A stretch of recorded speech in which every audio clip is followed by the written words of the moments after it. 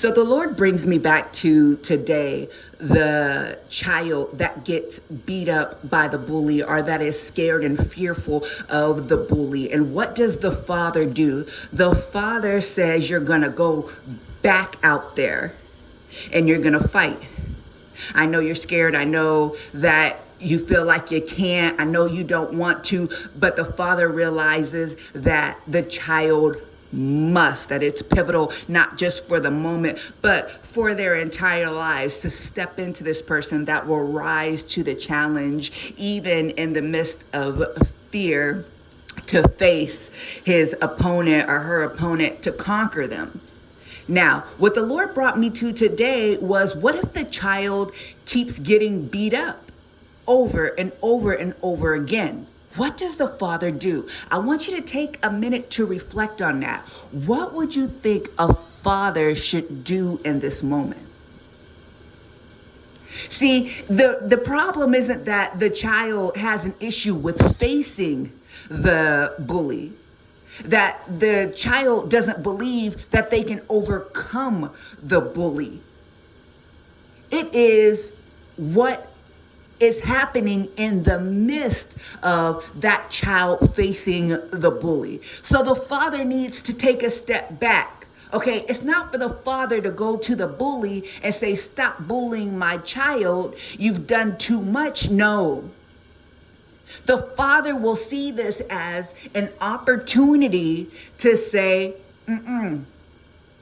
I've got to build you up. I've got to train you. I've got to see and work with you on why it is that you keep losing to this bully, and you are going to fight this bully, but you're going to beat this bully. Because the goal isn't just to stand up, rise, and fight. It's to win. It's to conquer. There's something the father knows is in that child, that if he could only pull it out, that bully doesn't stand a chance. If I can only get you to see what's in you and dig that out, and you not just face the bully, fight the bully, but fight it with what is in you that needs to come out, the bully doesn't stand a chance. You see, the father doesn't say, we're going to move. We're going to get out of the vicinity of the bully. We're going to fight a lesser bully. We're going to leave that bully alone because obviously you can't beat him. No, the father actually revels in this, right? He's like, yeah, that's our target then. This is what's going to make you better. This is what's going to make you stronger. This is what's going to transition you into the man or the woman. The father is just rubbing his hands right back and forth and is like, this is it. This is where we want to be. The child might be frustrated, upset, mad. The child may not understand and may resent the father. But the father's like, you don't understand. This bully has prevented you an opportunity to see who it is that you really are, that you're going to need for the rest of your life. Like the father is happy that the bully is present because now he can train you and deal with you on a level he wasn't able to before because that resistance wasn't there. You see, the obstacles during the obstacle course don't get lighter. They don't get easier to facilitate the fatigue of the person running the obstacles. The obstacle course along the path doesn't take into account the wariness of the individual running it. You see, the beauty in the obstacle course, as opposed to just running a flat piece of land, is the fact that there are several opportunities along the way in which you have to face a greater challenge because you are more fatigued, you are more tired, and the challenges because of the condition of the person running them gets weary, gets tired, those obstacles become greater and greater. Gosh, God is not going to let you off the hook of the task. What he says is, I see that you keep on coming back to the challenge, the task over and over and over again. I see it. And I know that it's out of your love for me. See, it's not out of the instruction and you want to obey. The only reason why is because you get to this place where I could soften your heart and you return to your love for me. And out of that love, you're willing to face Goliath. You're willing to do whatever out of that love for me. So I know that you'll face it.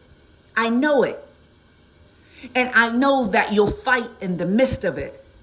But the way how you are fighting is not going to get you the victory. I have to teach you how to fight in a way that you will win. So I cannot take the task from you because the task is actually teaching you what I need you to learn in order to be successful in this next season. And that's how to fight. That's how to fight and win. That's how to fight and overcome. That's how to fight and be victorious. You see, I can no longer be in this position where I battle for you. I can no longer be in the position where I fight all of your enemies for you. I can no longer take you around. You are strong enough now to go through. Our battle is through.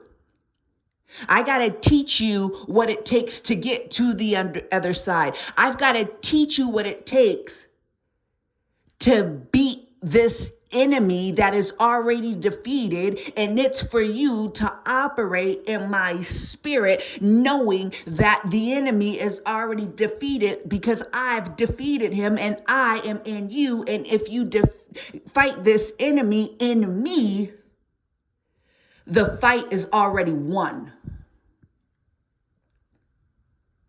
What is the Father doing? He is not stressed out. He is not throwing a pity party with you. He is not saying, woe is me, what are we gonna do? He is not looking at you and saying, my poor baby. I watched this video the other day. It was so amazing. This little kid, and I say little kid, he was probably about 11 years old, 12 years old. He was having a fit because his father made him by himself carry his bike up the stairs. He was falling out, crying. You would have thought he was dying. And the father sat right there by him and said, no, I'm not going to pick it up for you. No, I'm not going to make it so that you don't have to take it up the stairs. No, I'm going to sit here and watch you as you pick that up and take it up the stairs. The child was throwing an all-out tantrum, and that father stood on business and was like, no, take it up the stairs. That's what the Father does to you. Looking in the comments, everybody was applauding the Father. That's what a father does. Yep. Discipline. Yep. That's what a father does. As you get upset, as you moan and groan, as you throw your temper tantrums, as you shake your fist, as you tell your father you can't, that you don't know how, that you've tried and it doesn't work. Your father is looking at you and saying, get up and go. Get up and go. Get up and go. Try it again. Try it again. Why? Because the Father knows that you can. The Father, the Alpha and the Omega, has already seen you on the other side of this.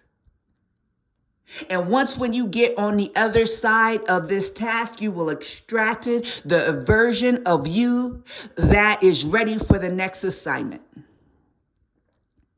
God is about to send you to places, to overturn some things, to do some damage, to come face to face with the enemy. And when you do it on the other side of this, you will have already done it in victory. You would have already known that this enemy's already been defeated. All I got to do is walk in it. You got this. God got you. Talk soon.